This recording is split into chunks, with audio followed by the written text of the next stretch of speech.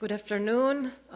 It's a pleasure to be here, and I'm really honored for this invitation. I would like to thank, first of all, the Foundation for Human Rights in Cuba and clearly the Latin American and Caribbean Center at the Florida International University for this wonderful opportunity.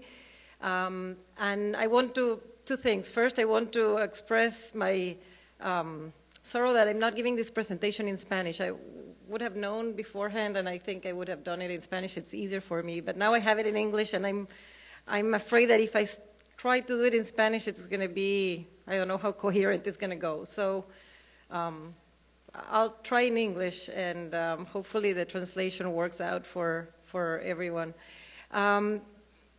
Second is that I feel really humbled as a Venezuelan also to follow the steps of Anabel and our previous speakers, because I think this presentation is going to be, much more academic and dry and not as, passionate and inspiring as what we just heard. But I hope you get a sense of some of the, the roads that we have, what we have accomplished in Latin America in terms of gender equality in education and some of the future challenges that we still see ahead.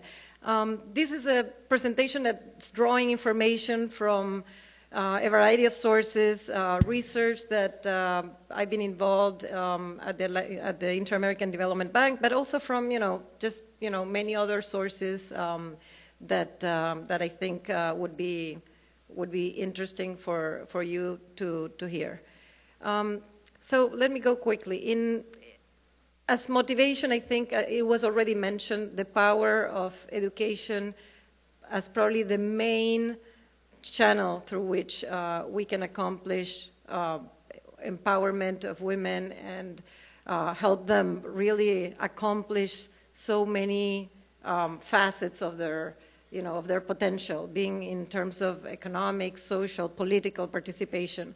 So this has been recognized for many, many years, clearly since the World Conference on Education in 1990, at the big Conference of Education for All, established very clearly as an urgent priority the need to improve the quality of education for girls and women and to remove every gender difference in schooling. This was also later recognized in 2020 at the Millennium, as part of the Millennium Development Goals. There were explicitly two targets that established the need to achieve gender equality in education.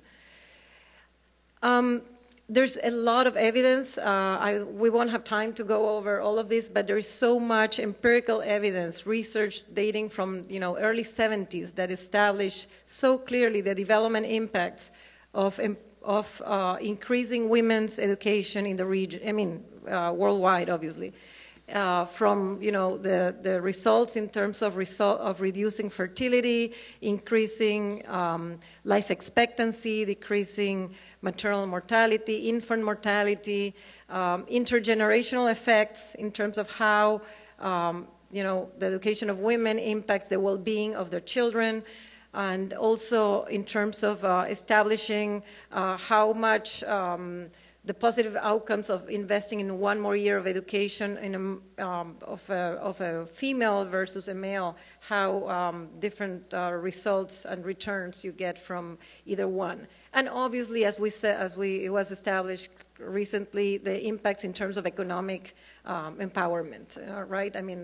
Clearly labor market outcomes are very much determined by the investments that we are able to do during, the education of individuals. So this is a snapshot of the past of Latin America and the Caribbean over the last 50 years. And here what I'm showing is the results of processing of household level data from 18 countries of the region, where we are looking at the mean years of schooling that people born at different times were able to accomplish. So for those born in 1950, we could clearly see men attaining above 6 years of education, while women were close to 5, and how that gap really closed and reversed for the cohort that was born in the mid-60s. So basically, for any of you born after 1965 in the region, what you start to see is the opposite pattern, where women are achieving more levels of schooling than men. But as we can see here, and this is the same graph just showing the gap, the trend is stable. So we're not seeing an increased disparity, which I think is very good, very important. What are the factors behind this? There are many factors, and here we're not trying to say, that one of these or the other is more important, or even that they cause this. But I think these are all issues that definitely help produce these results.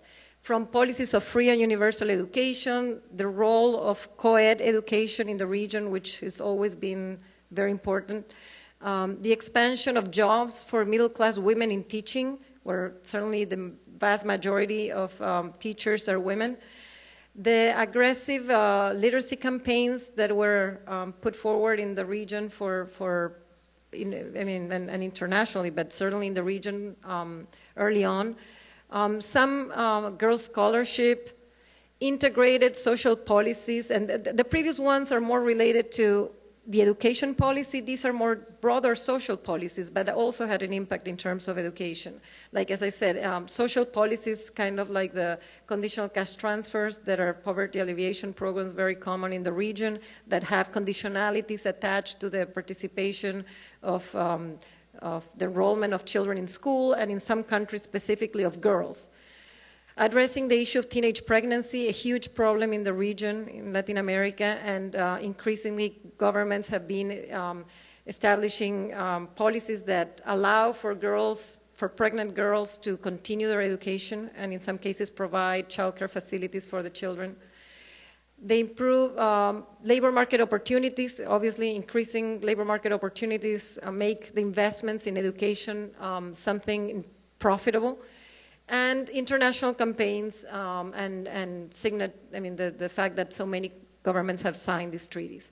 So what are so this is a great success story for Latin America, one that I think it's not widely known necessarily.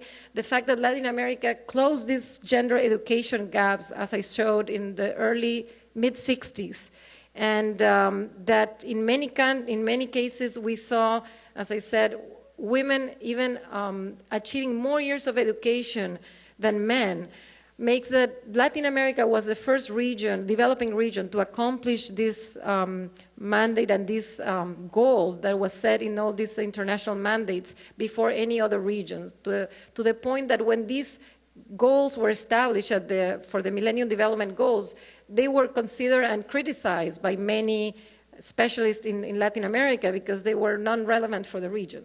They were not really pushing the agenda forward. We had already accomplished that. So some of the new challenges have to do, and they were already mentioned bits and pieces in the morning, which I think is very important. In terms of access, as I said, so far I'm measuring years of schooling and attendance.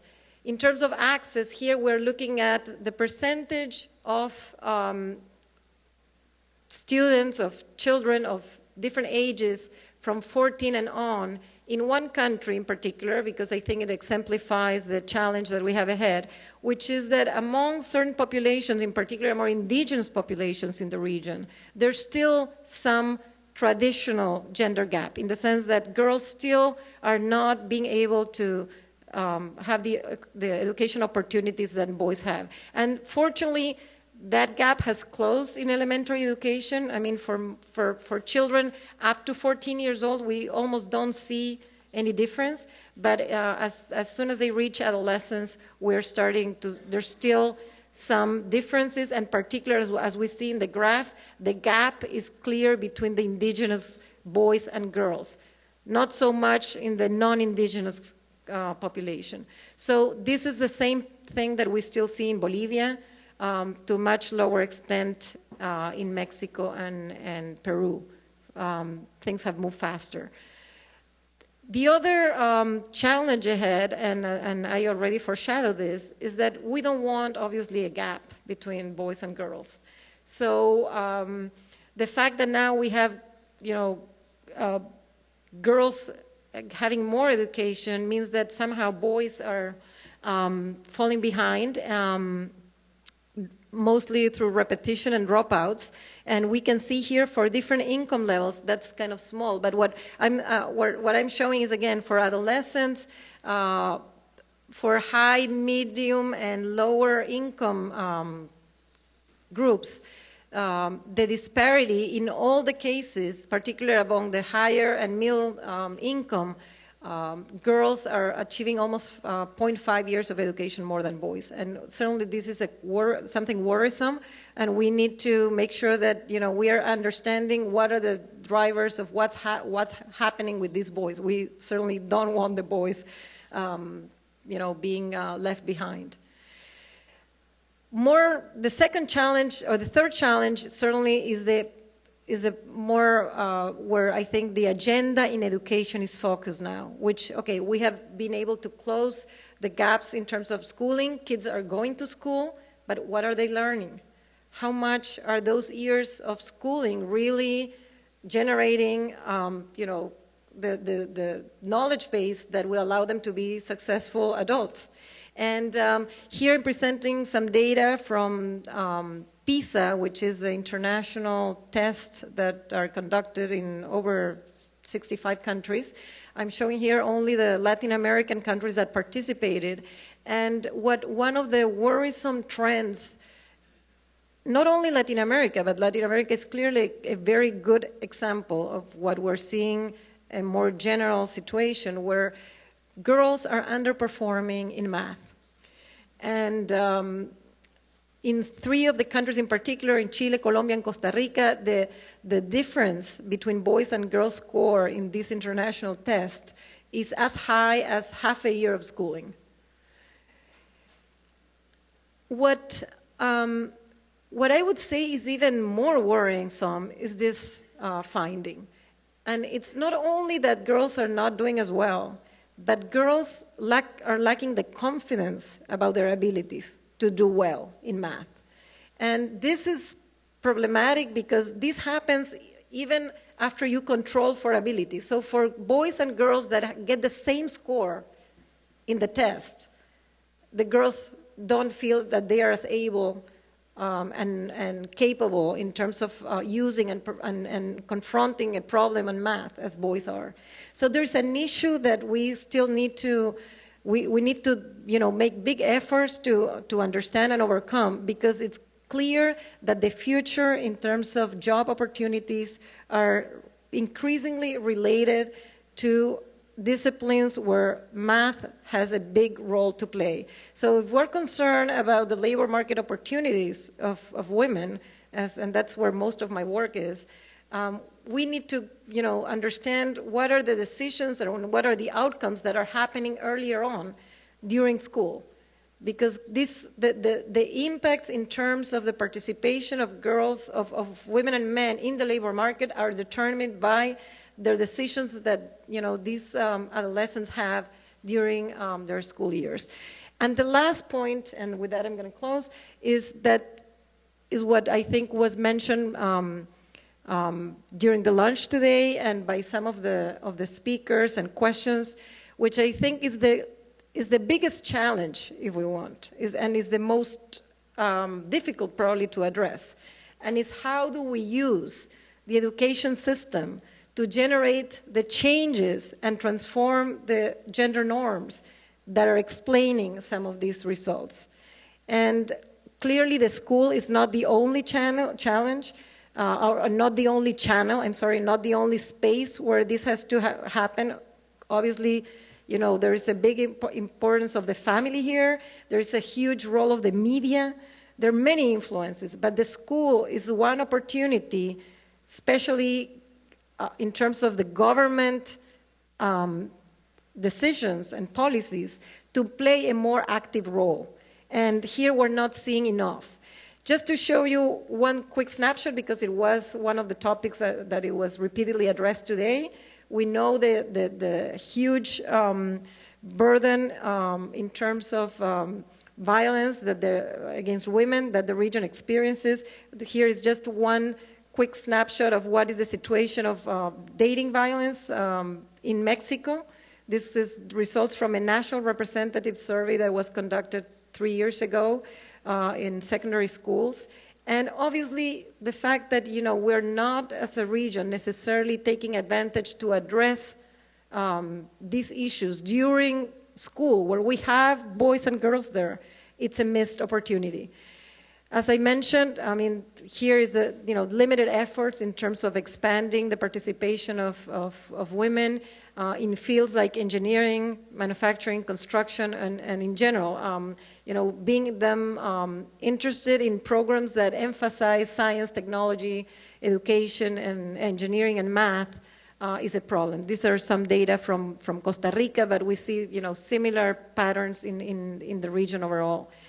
And as I said, again, so the challenge here is and where the action, where we would like to see and try, and we're trying, to some extent with the programs that the bank does in education, to incorporate issues like, revision of school curriculum, textbooks, pedagogical practices of the teachers, to try to overcome this and reduce these gender stereotypes that we all are victims of.